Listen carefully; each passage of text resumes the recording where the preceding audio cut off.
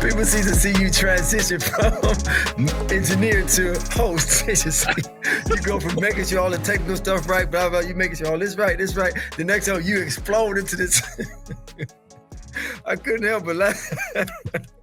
That's okay. Oh, all right, come on. We got it. You see all the different sides of Aramis, so you know. It's funny. I wish they could see it. We need to do that. I'm doing great. I'm excited. I'm ready to talk about this week's matchup. Let's get going. All right, cool. So listen, this game, people are saying this is the game of the year. Yeah, this just might be the Super Bowl. Yeah, that's what a lot of people looking at this as. This might be the Super Bowl. I don't know if you can get a better matchup.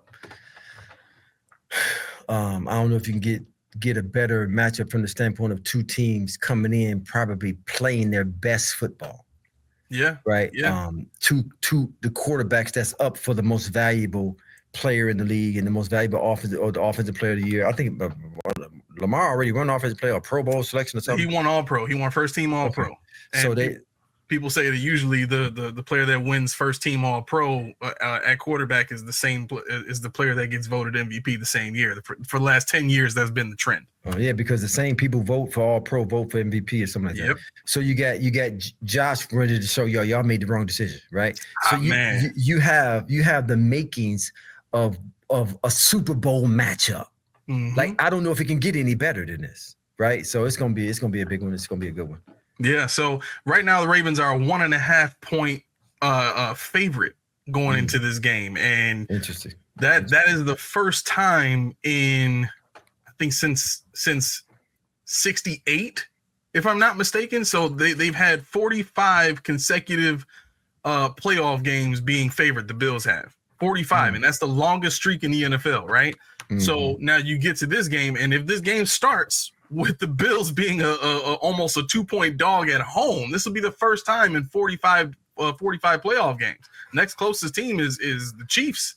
So if I'm Coach Harbaugh, I'm calling Vegas right now saying, please change that. Please change that. Please change that. It's a setup. Please change that. You know why? Like if I'm playing conspiracy theory here, the NFL and Vegas want to see Bills Chiefs in the AFC Championship game. They want to see another 13 seconds game if we being real about it.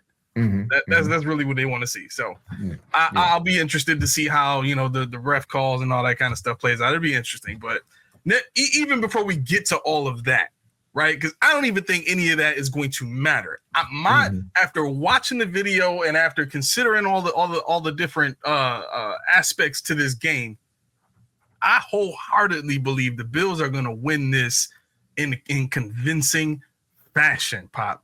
I know. You was telling me that earlier. I'm still kind of trying to figure out why you're thinking that. But, okay. You said that earlier. I'm saying, wait, how? What? And why? Okay, but if you see it, you see it. You see it. I'm gonna do my best to explain it. You know what I'm saying? And if I got to do some more research for tomorrow's live podcast, I do like what you said. I do like what you said as far as the cold weather performance. Like to me that matters. Right, certain players just don't perform in cold weather, and it's gonna be cold, baby. It's gonna be cold. It's gonna be cold. Tua definitely one of those players that don't perform well in cold. So the stats you shared with me regarding that, I think are relevant to the outcome of the game. Yeah. What he's talking about is Lamar Jackson has a tendency to not perform well in extremely cold conditions. He's Florida boy. Yeah. Then he wouldn't play in Louisville. So I mean, listen, Baltimore is cold, but there's Shady even said this on his show. There's very few places that are cold like Buffalo cold. Yeah. Like it's a different level. It's gonna be frigid. It's gonna be frigid Sunday night. Yeah. I'll give him credit. Pat Hammer, the one of the news anchors, the weather guys, said that this coming Sunday's weather is going to be the same weather that we experienced back in 2022 when we played the New England Patriots. We had the perfect playoff game in the wild card round. We beat the Patriots 47-17 or something like that, and we punted. We did not punt at all. I'm sorry, we did not punt. Josh had 308 passing yards, 5 touchdowns, so it didn't affect him at all. Yeah. So and he Wyoming boy. He grew up playing in it. Yeah. He's been playing all his life, you know. So, Yep. All right. So first thing I want to start off with is what are the things that you're looking for early in this game that are going to tell you, what are some indicators to look for to kind of give you an idea of who's got a better game plan, so to speak?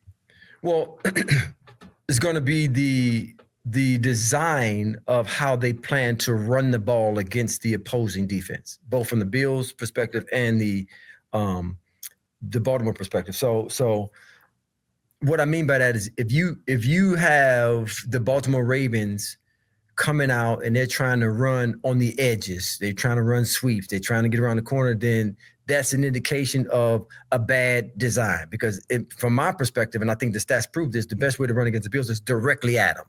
Right. Yep. You can't, because they're built to go sideline to sideline. Right. So you look at that from the Ravens standpoint. Another example, if the Bills decided to come out and wanted to try to play bully ball and run it down the throat. Well, I think the Bills are more effective in giving I can't think of the running back's name. What's Derrick Henry? No, not Derrick Henry, for the Bills. Bills James Cook. Giving James Cook that more of a zone read where he can pick his hole, where he can plant his foot in the ground. So, but if they come out trying to bully you off the ball, then that's another indication of them trying to do something that's not a strength for them. So you look for little things like that to try to determine what the game plan is and how effective that game plan might be. I don't expect either one of them to do that, but when you're watching the game, I think it's going to come down to how effective, especially with what the weather's going to be, how effective will each team be running the football, which will then, set up everything from the passing game. Okay. So in terms of the passing game and what that's going to look like for the Ravens specifically, when you and I talked earlier today, I mentioned the Ravens played their last 5 games against they had 2 games against the Steelers, they had 1 game against the Giants and another one against the Browns. And all, those teams in general, they have bad pass defenses right now. Like the Steelers were struggling, late in the stretch. Everybody knew it. And same to be said for the other 2 teams that they faced too. And what we saw was, this is a passing offense that, I mean, frankly, this year they haven't played against a lot of great pass defenses. And when they went up against what I believe to be the best pass defense in the league in the Eagles, they lost that game at home. You know what I mean? Like the Eagles came and beat them in their own house with it. So what does that say about a passing game that is very successful against bad pass defenses, and how do you think that translates to what you've seen the Bills do in pass defense this season? Do you think it's like a huge deficit? Do you think the Ravens pass defense is really that great based on what you've seen, or is it just kind of smoke and mirrors? Well, I wouldn't say it's smoke and mirrors. More than I would say it depends on the matchup. So one of the things that I want to look at, especially in that Eagles game, see, the Eagles not a defensive front you're going to just go and push around. Right. The Ravens want to play bully ball. They want to play smash mouth. They want to come right at you. They want to push you off the ball. Well, in that case against the Eagles, if you try to do it against the Eagles, then you're going to run up into some resistance. And that then will limit what they like to do with Lamar in the play action game. Right. Okay. And there's one thing that the easiest passes for quarterbacks to complete is passes that come out of play action. And that's if there's a stat, I wish we could see a stat of how many of Lamar's passing yards, touchdowns, completions would come off of play action, right? Because that gives him a lot more space where you don't have to be as accurate. You got guys running free a lot of times. And so even though after watching Lamar play 2.5 games, I really watched him play because, I was a lot of the MVP talk was really going on. I was very interested in just watching him play, and having watched him play, I will say he's gotten better with his accuracy. He's gotten better with his timing. He's gotten better with recognizing what the defense is doing. So he's gotten better at that thing. And that's why I think that has led to him having the year he's had. But at the same time, the scheme or the style of offense that they play, it is actually designed for a guy to have great completion percentages, designed for a guy to, be able to make a lot of plays down the field. because it's based off of how well they run the football. And if they're not running the football well, that's going to greatly impact how they pass the football. Yeah. In the past, right? Mm-hmm. With Lamar being better skilled at the quarterback skills that he needs to, accumulate the things he's accumulated, it might not have as much impact, but I think the running game is the predeterminant of how well they pass the football. Yeah. One of the things you mentioned earlier, I just want to make sure we bring out too, when it comes to the improvement of the Ravens pass game, is you mentioned that when he signed the new contract, he was probably told, behind the scenes, look, you got to get better at passing, right? No. And so I found this out. Todd Monken was the offensive coordinator for Ohio State from 2020 to 2022. Mm-hmm. And when you look at, 2022 was when CJ Stroud went into the draft, right? Because he was a rookie in 23. Yeah. So if you look at, CJ Stroud's performance, even some of the quarterbacks that Ohio State has had before, it kind of seemed like they can kind of just put anybody in that system and be successful, really. Yeah. And I think that speaks to the talent or skill or the ability of Todd Monken to make the game easy for a quarterback and to give a quarterback clear, clear reads and clear passing lanes, however you want to say it. But he made the game, easier and slower in a sense for the quarterback. So I definitely think that's part of what made such a big difference in Lamar Jackson's improvement in his passing stats. But hey, Aramis, I would say 99%. 99%. Look at what they do. They go get a Derrick Henry. Yeah. Right. Which doubles down on their ability to run the football. Oh yeah. And you said something. You just said something just now as far as making it easier. The easiest thing you can do for a quarterback in the passing game is get him in a powerful running game. That's the easiest thing you can do. Like Ohio State has always been synonymous with being able to run the football, as well as pass the football. When you can run the football, it creates so much more space because now you can go with your play action game. That's what's so effective about what the Ravens have done and what Lamar Jackson has done in the passing game. It's a lot easier. And if the Bills can stop that running game with this weather and force him to complete passes down the field, which they've been pretty good at. I think they got one of the highest per play success rates in football this year. Then they're gonna be in trouble. Okay, well, let's take a look at this run game for the Baltimore Ravens. This is a play here, and in this play, I'm really looking at the wham block, or the same concept, so to speak, that the Ravens ran on the first play of the game back in week 4, where Derrick Henry, went off for, whatever it was, 70, 90 yards, whatever. And they ended up running that same concept about 4 or 5 times that I saw alone, just in the plays that I watched.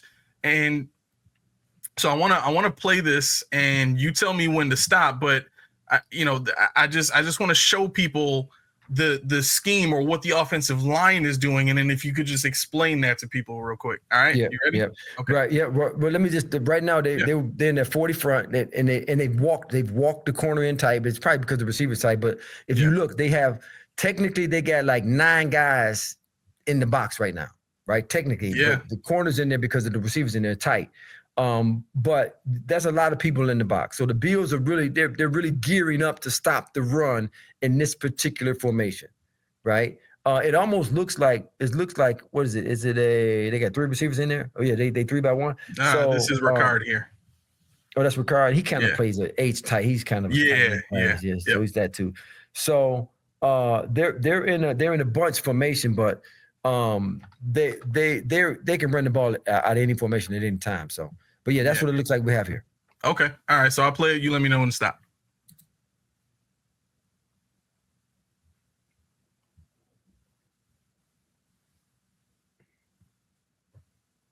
Okay, you can stop. You can stop right there, right? To me, anytime I see a team toss the ball or try to get outside, the Bills have the advantage. Okay. Anytime. because they're built to run plays down. That's what they're built for. They're built to stop the pass and run sideline to sideline. So a play like this, I don't expect to be successful against any team and against any run play with the Bills. Like they want you to try to run the ball outside. I think that's why a lot of if you see both tackles are in the A gap, the left tackle might be head up, but the right tackle look like he's in the A gap. So they're going to make it look like they're crowding the middle to force you to run the ball outside. And that's when those linebackers are able to do what their best asset is, and that's run plays down. They'll run past those linemen. They'll beat them to the point. Yeah. So they want you to do that. The key to a successful running play, go back real quick. The key to a successful run play. So what happens is what a lot of teams will do is they don't look at where the ball is being hiked. They look at what we call the point of attack on the field. So in this case, even though the ball is being snapped on the whatever hash it was on, the point of attack is right on top of the numbers. So they're saying, lineman, you got to beat the backers to those numbers. So you got to get out and sprint. The Bills backers are designed to beat you to the edge. So they're going to run past a lot of those blocks. Let me see. Let's finish the play. Mm-hmm. It's on the far hash, right? So the point of attack is the 20-yard line, the numbers. Right here. Look at you see that right. But that backer already beat the block already. 57 already beat. Who was that? 47. That's Benford. He's already. No, I'm talking about go one down right there. Yep, that guy right there. Oh, this is Epinesa. Right. So he's already got leverage on whoever it is trying to block him. So he's already there, right? Yep. Let it play. He's in the hole, and he makes the play. Yeah. I mean, he makes the play. So if you're trying to attack the Bills on the edge, then I think it's to their advantage. Okay. So let's go over to, let me see here. I'm going to get us to the next play, which is this one here. Is this it? Yeah, this is it. All right. So where's this lined up at?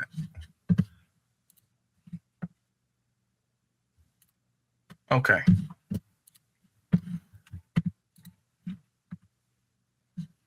Oh, sorry, let me enlarge this really quick so it's.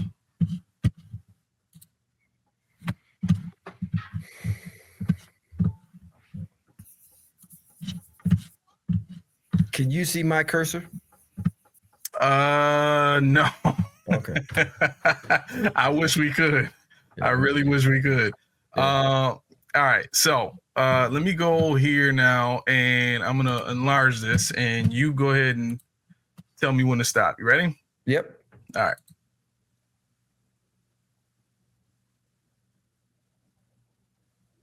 Is it playing? Oh, is this not? You know what? I might have it on a different screen. It's not playing on mine.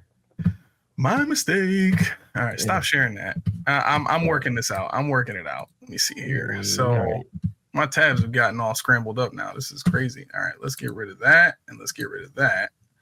And now we should be able to go here. Nope, not that one. Yes, this is it. There we go. Oh, okay. All right. So I'm going to back this up a couple seconds here. Yeah. Can you enlarge it? Yes. Boom. Okay. All right. So what do we have here before we get started? Again, then two by one set guys about to come in motion. So it's going to be a strong set, really a power set, right? The Bills in there 42 look like they're going to go too high, even though the safeties walk down. Yeah, this is Cole Bishop here, number 24. Look like they're going to be too high. Anything from a cover 2 to a cover 4 look. Nose is in the gap. Tackles in the gap. Tackles over the guard. So, yeah, they're in their basic 4-2 look. Okay. All right. So, here we go. Let me know when to stop. Yep. They shift down, they shift over, and they come back across. Okay, good. Go back again? Sure. So, again, this is at what point in the game where the Bills are probably accustomed to what they want to do to try to run the ball. They're being really aggressive when it comes to the linebackers coming downhill. They're flying down. You see them shift over.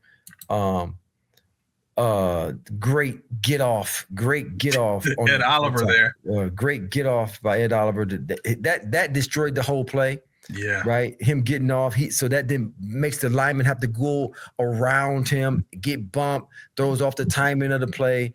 Like that was great get off there. And that's the key. When you can create a secondary line of scrimmage by getting in that backfield, that disrupts everything. That's what made that play. Ed Oliver getting off the ball right there. That was great get off. Just beat the center to the. That's a tough block too, but it beats the center to the spot and just really destroys the whole play. Okay, so this is one of the things that I just kind of wanted to point out in terms of what the Bills can do to slow Henry down. We've talked about this several times before. If you can get to Henry and slow him down anywhere from 1 to 2 yards before the line of scrimmage, or to make him shift his direction or his weight to, 1 to 2 yards before the line of scrimmage. You don't even have to be meet him in the backfield. You just have to cause him to shift his feet. If you let him get a running start, he's gonna beat you every time. But in this case, in particular, the Bills are using their speed to shoot gaps and to create additional pressure on the blocking team. Yeah, Derrick Henry would be known as what we call a downhill runner, right? So once he get it, he wants to go downhill because that creates the momentum for him to generate power and speed and run through arm tackles and run past blocks. And so the key is first is penetration. Secondly is getting off blocks. So if the Bills can penetrate and create a secondary line of scrimmage in the backfield of the Baltimore Ravens and then get off blocks. See, they get off blocks great here. This would Ed Reed got great penetration, but then the D tackle and the defensive end, they both got off blocks. Look how well they get off blocks. They can get off blocks consistently this way, disrupt the timing and the track, because Derrick Henry, he's off track now. Like they can really, really stop the running game of the Baltimore Ravens. And that's going to be the key, right? That penetration, getting them off track, getting them off schedule, and then getting off blocks. If they can get off, look at both Ebenezer and the D tackle get off blocks. Like if they can get off blocks, then that again, and these are run game stopping basics, but it's got to be something that you can do in a masterful and in a skillful way and be consistent at it. And that's going to determine how well the Baltimore Ravens are able to run the ball against the Bills. Right. One of the things I want to show you real quick, the offensive line movement for the Baltimore Ravens. Mm-hmm. Let me see if I can find it really quick. It was the first drive for the Ravens. And let me see here. So this is, as we still had the ball at that point. And while you're finding that, let me add the thought to it. So sure. What the Baltimore Ravens want to do, they want to get Derrick Henry past that initial line of scrimmage. Once he gets past that initial line of scrimmage, he'll be able to beat linebackers and secondary guys. So if the Bills can penetrate and get some push, then that'll disrupt the timing, that'll disrupt the track, that'll disrupt everything that they want to do in the running game. That points to a downhill running game. Yeah. You want to get Derrick Henry going east and west and not north and south. Right. Okay, so this is the play. This is the long run by Derrick Henry. I just want to show you what the offensive line does really quick and just talk a little bit about how that causes the linebackers to take an extra second to look at what's happening or how it, because the Bills are an eyes defense. You know what I mean? Like they everybody is playing with their eyes in the backfield, so to speak. You know what I mean? And teams that have been able to take advantage of that usually do pretty well. And this is one of those plays where you see the offensive line. I'll just play it real quick. Well, stop. I can tell you right now. Stop. Well, the Bills are at a disadvantage right now. Something's wrong. I think they probably lined up wrong. Because if you look at the Baltimore, they got 5 guys, when you include the center, to the right of the ball. 1, 2, 3, 4. Yeah. The Bills got 3. Somebody's lined up wrong here. Ain't no way they play this like this. So your best guess, who needs to shift or who was out of position? Well, both backers probably need to shift over. Okay. And these are backups at this point. Yeah, because you got if you count the center, you got 3 guys to the left, but you got 5 Bills over there. Well, 4.5 because he's in the gap. The linebacker's in the gap. Yeah. But to the right, to the power side, you got 3 guys over. They probably miss a line right here. Okay. So that might be a good explanation too for how this play happened there, but didn't really happen again the rest of the game. I mean, not until after the fumble by Josh Allen, and my opinion is at that point they were just like, all right, we need to get out of here. You know what I mean? Well, and listen, and you hate to say this, but you probably had two guys make a business decision in this situation because 31 was unblocked and the safety was unblocked. But go ahead. Yeah. All right. Here we go. So you see, this is a wham block, right? And you see the guard that would be 77 here kind of pull out of that spot from where Ed Oliver was, and it kind of gives Ed Oliver an open lane to just shoot, right? But then you got Ricard coming over here and whamming Ed Oliver to take him out of the play. So essentially. Well, here. Okay, so here's what teams do. They scheme that, right? We saw earlier Ed Oliver getting off the ball. Like if he got a strong, it's him getting off the ball. Well, they plan for that. Let him get upfield, and Ricard, you come and you just wash him down. Let him. We know he coming off the ball. Let him fly upfield, but Ricard, you just come and you just push him right out of the way, right? Yeah. Now the guard goes up on the backer. Or the tackle. Let me see what they did here. Did they block back? So he pulls out. Yeah, center went up. Yep, they blocked back. Center went up, cut off the backer. Yep. Right. They kick out on the end. They do block. They get a guy up on the safety. 31. You got to make the tackle. Yeah.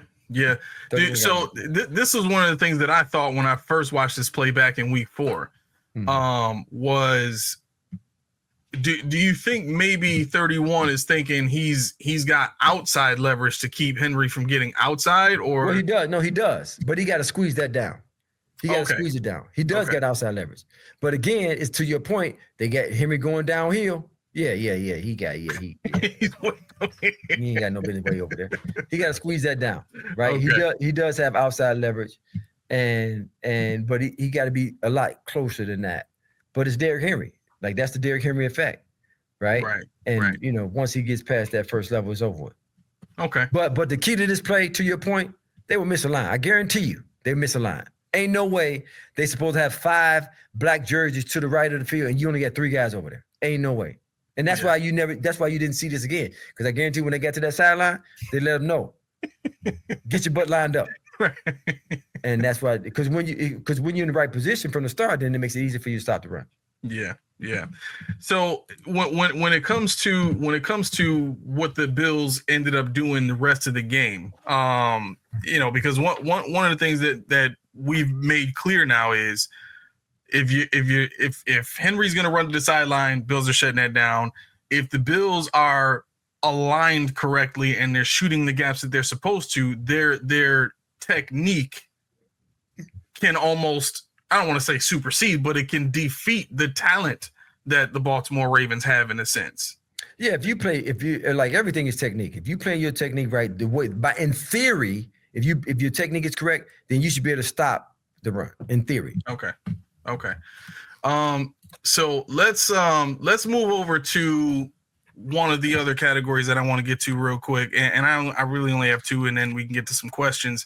But I also want to talk about how to rush Lamar Jackson, because that's something that a lot of teams struggle with game plan wise. If you have good pass rushers, you always, want your guys to get to the quarterback. But when you're facing a guy like a Lamar Jackson or a Pat Mahomes or a Josh Allen or something like that, these guys can make you pay. And with Lamar Jackson's quickness and speed, he can probably make you pay a little bit more than the other guys. You know what I mean?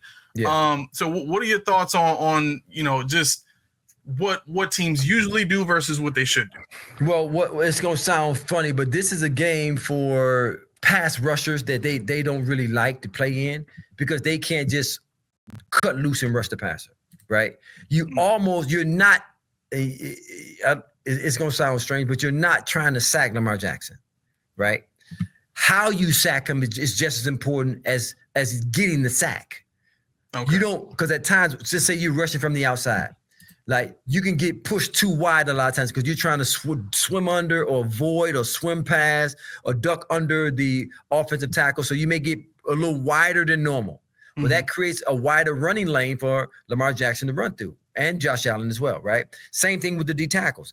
You don't want to spread out the defensive line. You don't when you're rushing the pass. You don't want to like rush in a wide way, so to speak. You almost want to rush straight on. You're gonna see a lot of bull rushes this weekend. Okay.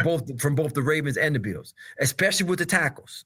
You're gonna want to push the pocket. The key to rushing Lamar Jackson is to push, is to collapse the pocket, so to speak. Yeah. You wanted to be closed in on him. You don't want him to feel, because they do a lot of it by feel. You don't want them to feel like he got a lane to run through. But if you get wide on your rushes, if the D tackles are supposed to rush through the A gap, then they got to rush through the A gap. They can't be out there get pushed outside to the B/C gap, because that creates lanes for him to take off, right? So the way they'll be coached this week is not to try to get a sack per se. Yeah. But let's just get sacks. Let's get sacks in a way that's also safe. The safest way to get a sack is to stay in your lane, collapse the pocket, and let him run right to you. Right. So I got an example of both ways that you just described. The mistake that you make if you rush too far wide. Let me pull that up real quick. And that is AJ Epinesa taking a very wide angle on this play here. Can you see it? Yes. Okay. Yep. All right, here we go. So what's the formation here? What do you see? We got twins look. We got the basic 42 cover 2 look. They're gonna keep everything in front of them. That's what it looks like now in the pre-snap, and they're gonna try to get to the passer. Okay, so from the snap, you tell me where to stop. Yeah, Panessa ready. Look, he got a wide stance already. Pop, stop. Yeah, see, you get that far upfield, it's over with. Right. But the other thing is this: the one thing you don't see the middle of the pocket get pushed. So when you combine a wide rush with lack of push, it creates more space. Okay. Right? You got to get great push. That's why you're gonna see a lot of bull rushing. See that guy got stopped. He got stopped. Right. Yep. And that's on the same side where Epinesa took a wide rush. And you see he gonna run. That's a lot of he feel that. Like Lamar feel that's a lot of space. And he's not gonna pass up that space. Right. Right. The D tackle gets stops at the line of scrimmage and Epinesa runs wide. He's out. He's running. See, so that can't be the now, but the key to this not being a big play is the Bills was in zone and they can see Lamar, they can see what he's doing. Yeah. Right. Yeah. Was that fourth down? No, that was actually a fumble. They forced a fumble when they hit Lamar Jackson. That actually worked out for the Bills in a sense, but that don't happen too often with Lamar. He don't get hit like that. But this is the other angle here, just for people to see. This defensive tackle here is our rookie Dwayne Carter. Yeah, he got to get upfield. He got to get upfield. Yeah, he got to get upfield. He got to get pushed. He got to find a way to collapse that pocket from the middle. Now, I mean, he gets double teamed. What can he do in that position? Well, that's a soft double team. He got to split that. This might have been a design run. This might have been a design run too. You think so? Like it might have been a design run because the lineman looking downfield already. He looking to go block. Yeah, that might have been a design run. Watch the guard. He's looking downfield the whole time. Push. He already looking downfield. Yeah, that one right there. He's already pushing to go downfield. Yeah, and the running back was coming out the block. Yeah, that was a design run right there.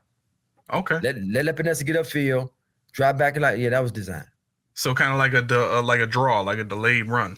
Yeah, delayed run is what it'd be, quarterback draw. Okay. All right. But the key to that is not allowing that D tackle to get pushed and letting Epinesa run upfield. You can't rush him like that. You can't do it. Okay. So now let's take it to, and I'm taking this one to week 2 against the Raiders. And this is a play by Max Crosby here to show this is how you do it.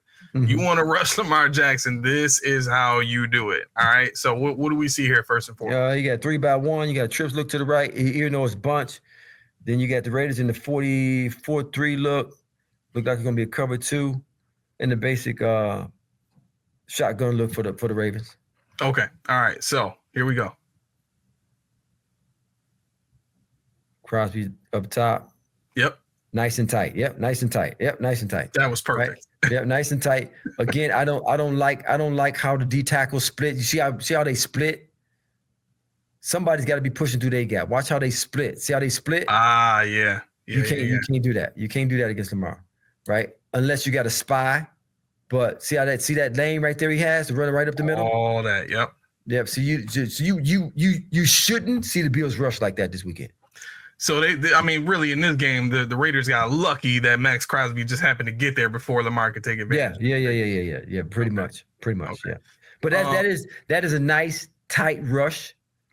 And that's what you want to have when you rush Lamar Jackson. Yeah, and that's so, I mean, I'm sure AJ Epinesa has learned his lesson. I'm sure they've watched the tape on that, and this is what they're going to be looking for, and this is really the model.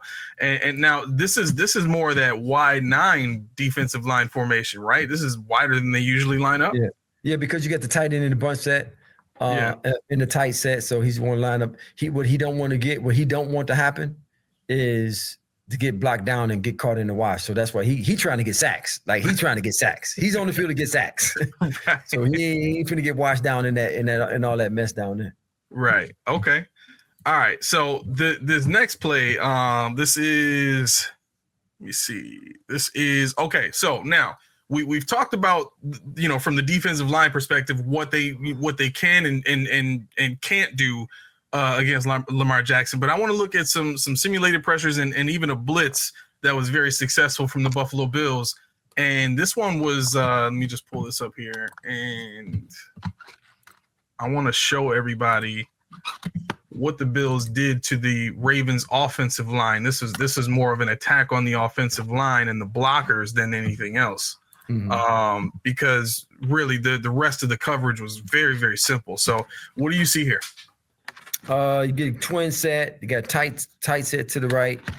The strong side will be right. Bills are playing 42. They got the corner tight. Look like they're gonna be in the cover 2 look. Okay. All right. So ball snap. You let me know when to stop.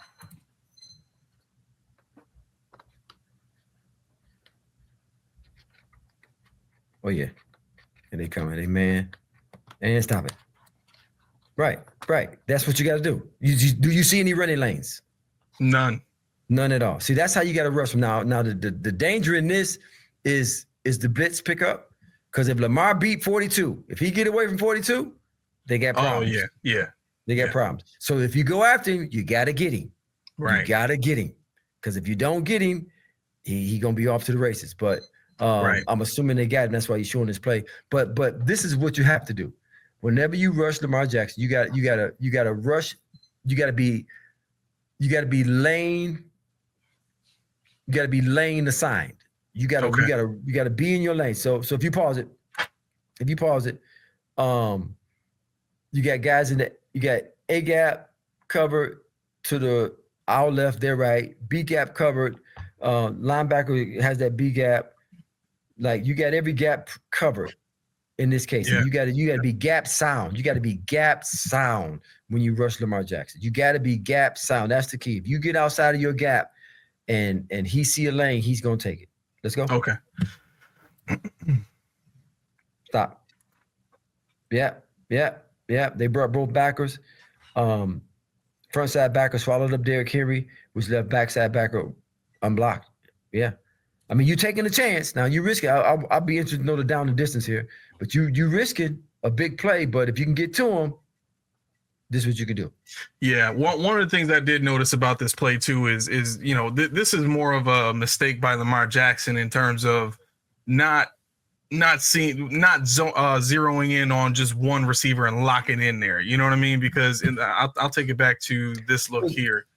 When you watch 4 run his wheel route, Lamar is just locked in. You can see his head. He's looking over in this direction here and waiting for this guy to beat the nickel corner of Cam Lewis. But he's staring too long and just misses, Dorian Williams coming in at the last second.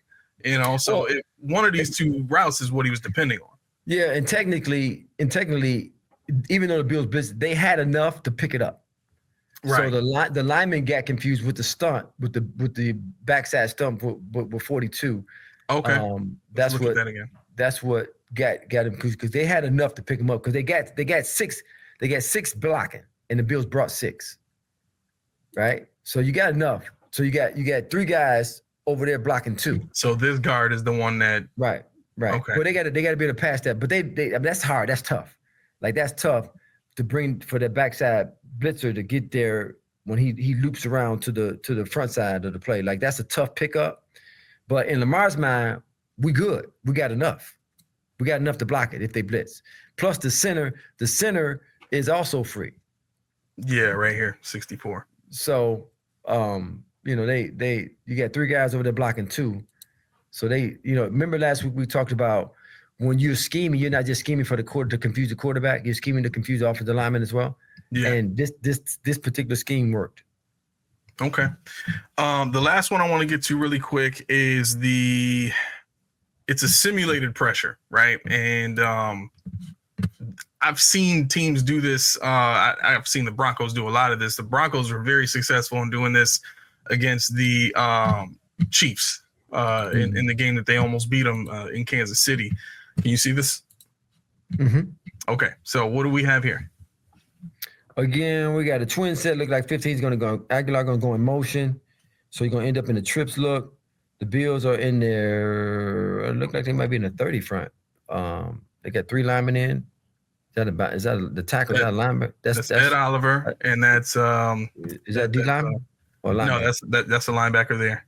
Yeah, so they got 3 D linemen. So they're in the 30 front. Yeah, because that's Cam Lewis there. This is Ingram. Yeah. They're in the dime package. So the Bills in the dime. Look, it must be third and long distance. It must be third and long. Yeah. Because look at the sticks. That's the first stick up there. That's the first stick. Right here. Yeah. So this is probably after a holding call. Yeah, it's third and long. It's third and real long. So they're in the dime. They're in the dime package. So they're gonna rush for 3. They probably gonna blitz one of those backers too. Okay. So let's see what happens. They look like they're coming anyway. Man, they getting out of it. They faking. I love how Ed gets up the field, but oh, got lucky. Get close. Get close. so they spying. They faking the pressure. They faking the rush, but they're gonna spy. They're gonna spy with 54 spying. 54 spying, and he makes the play. Ooh, he makes the play, baby. Yep. So that's what you got to do. Like, but you see what happened. If you can rush them, if your inside rush can match your outside rush. So they talk a lot about complementary football, right? You hear them make that statement a lot, right? But this is complementary pass rush. So your defensive tackles and their pass rush has to complement the edge rushers.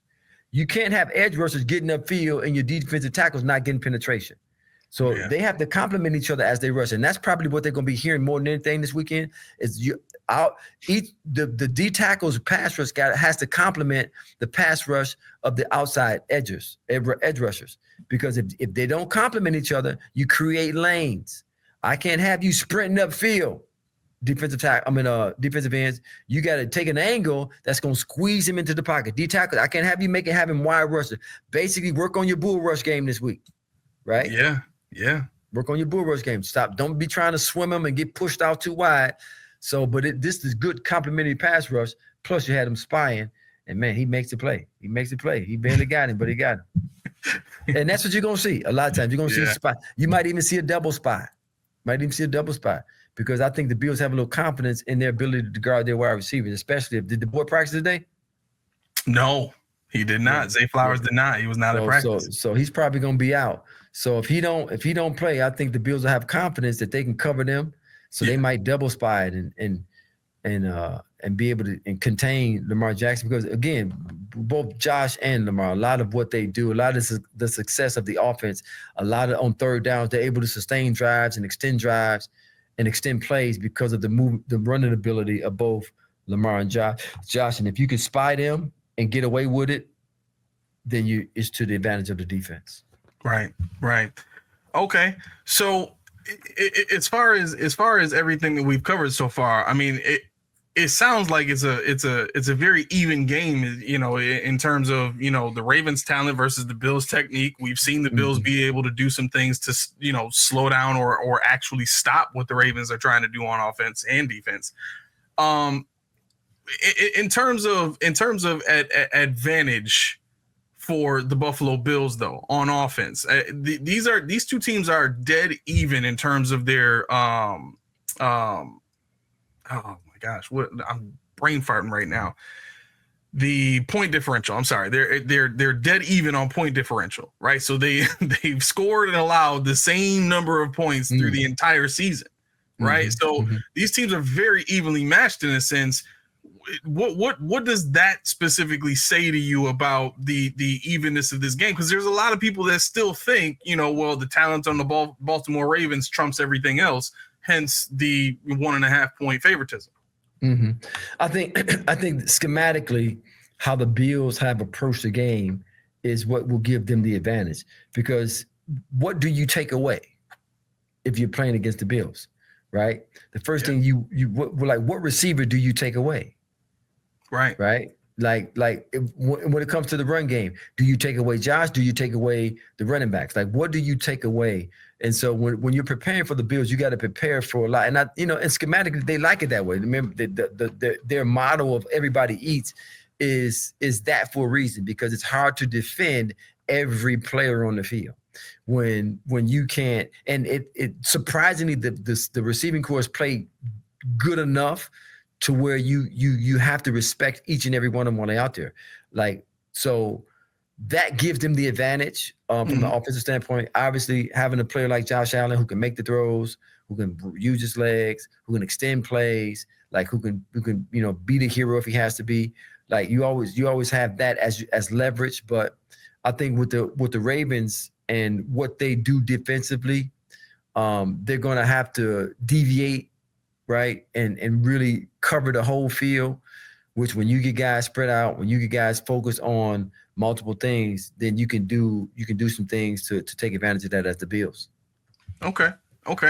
In terms of the weather, the Bills like to say if it's too cold for them, it's just right for us, right?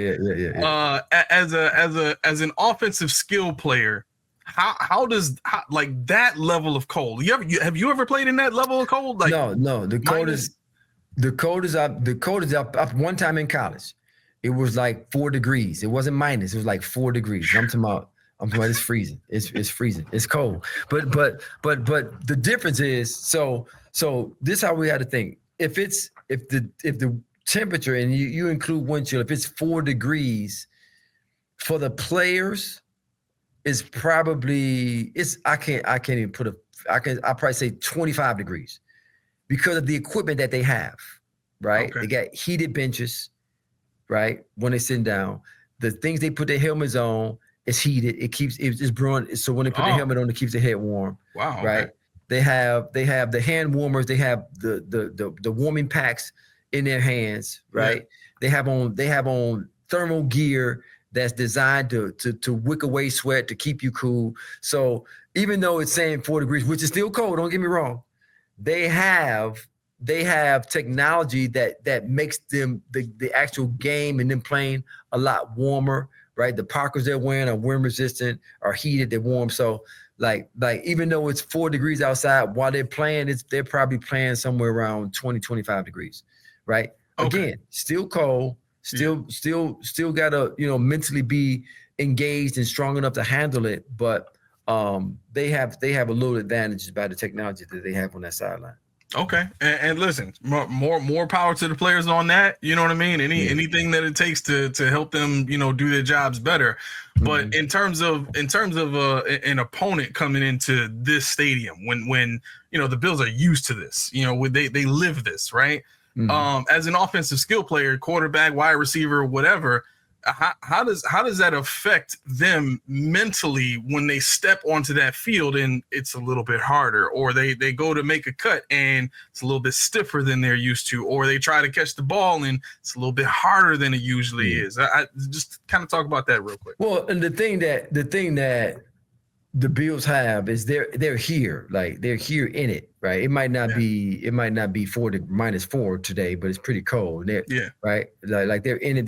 They're feeling they're probably not practicing outside, but they got the doors open in the field house, right? Yeah. So, but they actually living in it, and it makes a difference. And for players to come here who haven't practiced in it, haven't played in it in some time, by this time, every player's played in cold weather. Depending on where they went to college, they played in it and experienced it. But to live in it and to practice in it and play in it, it makes a big difference. It does. I think, and I was telling you earlier, I think that's going to be whoever handles the cold weather the best, specifically the quarterbacks, I think is going to make the difference in the game, right? The two positions where the cold weather affects you the most is quarterback position and the running back position, right? Okay. Because when you cold and you taking all them hits, man, it don't feel good.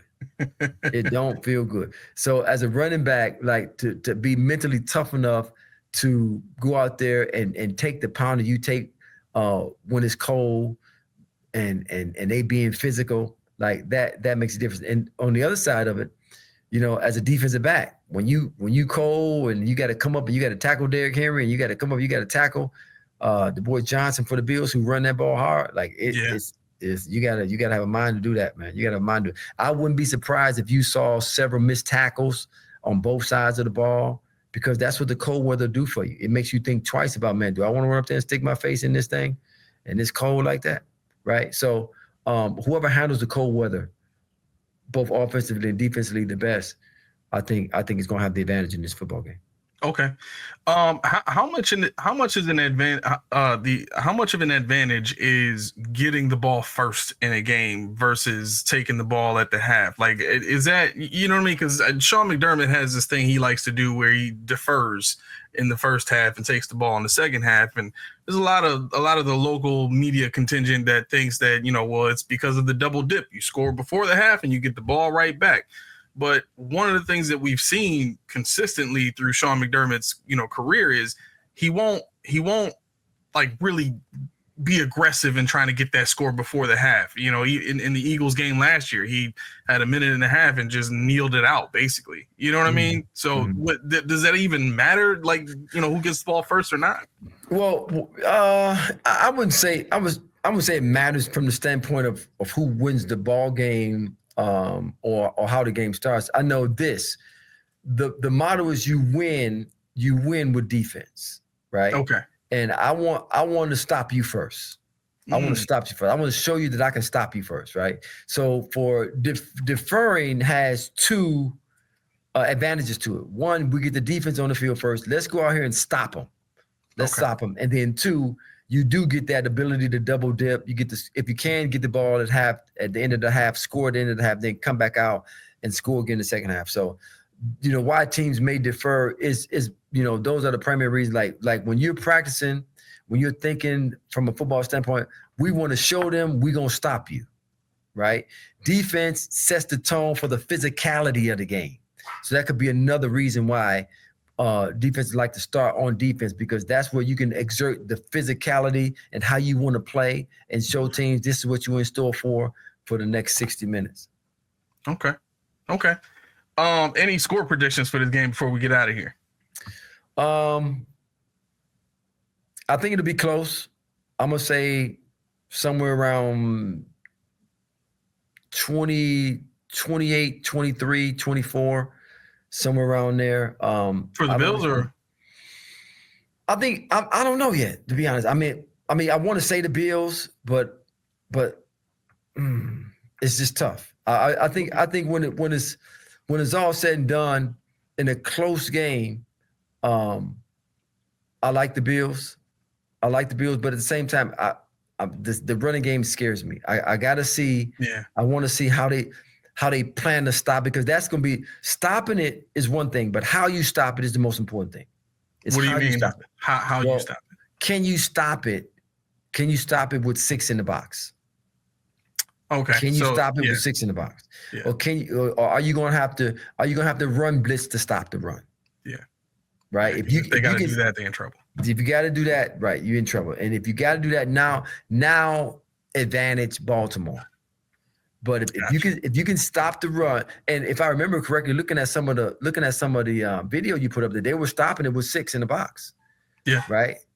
Once they got lined up right, stop with 6 in the box. But no, if they can stop it, like, you know, I want to think about it. I want to think about it a little bit more. I think either team is good enough to win. Oh, right? Yeah, for sure. But you would want to give the advantage to the Bills because of the home. But man, when you can run that football, it makes take you the crowd out of it. Yeah. When you can run that football, man, it makes it tough. If the Ravens, another big key is if Zay what's the last name? Zay Johnson. Flowers. Is that Flowers? Zay Flowers. If he don't play, that's big. So let's see what the injury report says as far as that's concerned. I think it's gonna be a good game. I think it's gonna be a close game. I think either team can win. I'm just not sure. I don't have an inkling right now of which way to lean. Okay. Really quick, actually, this kind of reminded me of something you said earlier that I just want to make sure I bring out. So Zay Flowers is dealing with a knee sprain, right? Mm-hmm. And when I asked you about it earlier, I asked you, when it comes to a knee sprain, you said there were three different grades on knee sprain. It's great. It's grade 1, 2, and 3. So with them put out knee sprain, they're trying to be slick, right? Right? They trying to be slick. He got a knee sprain. So what aspect of it is it? It's got to be a ligament or joint sprain. It ain't just you just don't sprain your knee, right? Your knee okay.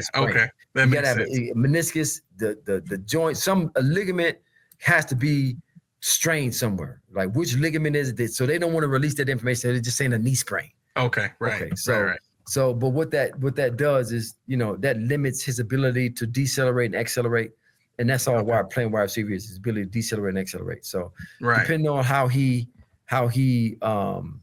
what the specifics of the injury is will really determine. Like if he didn't practice today, then it's highly likely that he'll be out for Sunday's game.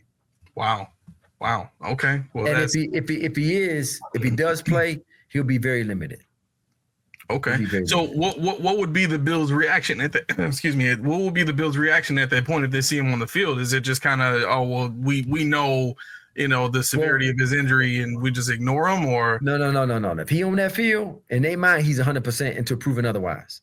So what'll happen is the defensive back, whoever's over him, the first couple of plays, they'll line up on him. They'll be watching him very closely. They'll be trying to see, is he as explosive as he was? Because they already played him in game 1.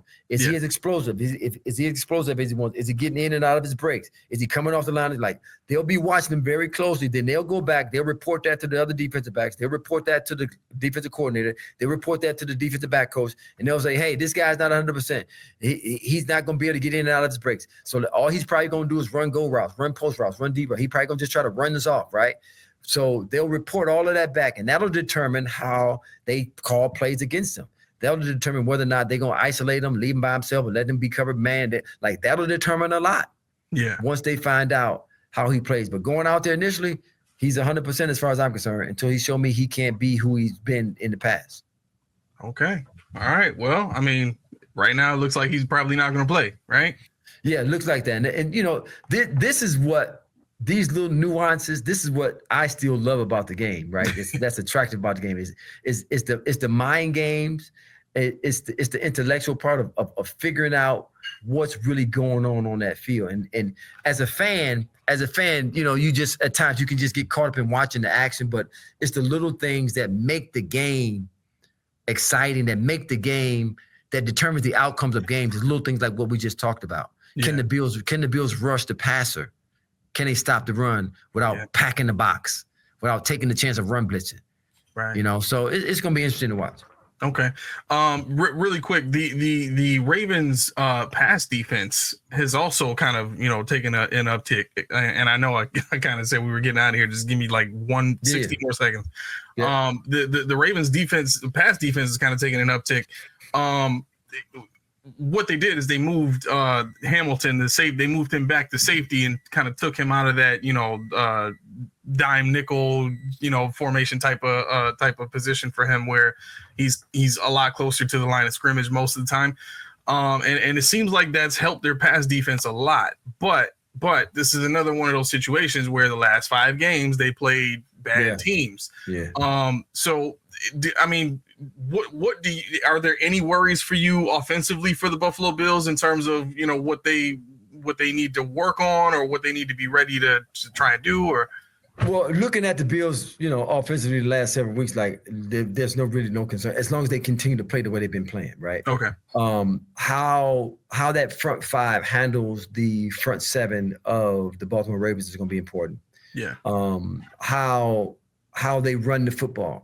If the Bills can be as effective running the football that they've been the last several games, it's going to put a lot of pressure on the Baltimore defense, right? Put a lot of pressure on them. So I'm not concerned about – I'm going to tell you my biggest concern for the Bills offense is the weather. It's how they handle this weather. In terms of what? Running the ball, passing the ball? In terms of all of it, both. Like the cold can have an effect on an offense. You know, when you were telling me earlier that Josh plays well in the cold, right? That was encouraging, because if he's able to play well, but the thing is, it's not just about Josh. We talked earlier, the game you referenced, he had a whole different receiving core, right? And will this be the game? Because a number one has a different mentality in the cold than a number two and a number three. That's true too. They have a whole different mentality. Yeah. Right. So is this receiving core going to be up to the task of playing in the cold? Well, you know, Mac Hollins was walking in with the Flintstones outfit and the buffalo, the water buffalo hat and no shoes and all that kind of stuff. Like, well, let's see if you do this in 0 degrees. Well, let's see what he better have some shoes on his feet when they come up to walk down that tunnel this weekend. Let's see if you do that this weekend. No, but no, that like I think the greatest challenge to the Bills is going to be navigating the elements, and you know, obviously the Ravens, they're pros, they're good. Yeah. But we gotta. I don't think that'll be as much of a challenge as it's been all week. I think the Bills are, Josh is playing great, right? We just got to see how that happens, and if the Ravens can stop the run with unfortunately, I think Denver kind of gave them a blueprint. Right? They kind of gave them a blueprint. Even though the Bills ended up scoring what they scored, like there was a toughness to scoring those points, right? They had to make some miraculous plays, right? Even though they moved the ball between the 20s easily, when they got inside the 20, they got stopped several times. And I think the Ravens will take a page, or they'll use the scheme, and they basically just drop 7 and rush 4. But if the reason they were able to do that is because they were able to get pressure with 4 guys, right? And it's difficult, but we'll see what happens. I think offensively the Bills will be okay. Okay, all right. Listen, Pop, thank you very much for hanging out with all of us, and kind of giving us the insider look at what really happens on the field, and how players think, but. Listen, for everybody that watched this, if you could just, give us a like, give us a subscribe, hit that bell, make that thing ring-a-ling so that you can get notifications. We will be back with the Podium podcast this coming Friday, live 6 p.m. Eastern Standard Time. If you want more Coach D's Corner, we have other videos available in the playlist. All you got to do is go to our YouTube channel, click on that playlist, and there's other videos there. You can look at other games from earlier this season. And just kind of look at some of the things that the Bills do well and Bills don't do well, and see how that carries over, or how that may favor the Buffalo Bills in the playoffs. All that information is there for you. It's readily available. You can go there right now and grab it. Also, in the description of this video, the storefront is now open. You can go to our store. You can get Podium podcast merchandise. All you got to do is click that link. It'll take you right to the page, and you pick whatever you want, order it. It comes direct to your door. No games, no extra steps or anything like that. Just click, order, boom, done. Easy, right? Other than that, you got anything else, Bob? No, I'm good, baby. Look forward to this Sunday. All right. Let's go, Bills. Let's get this dub on Sunday. Thank you, everybody, for watching us, and we are out. Peace.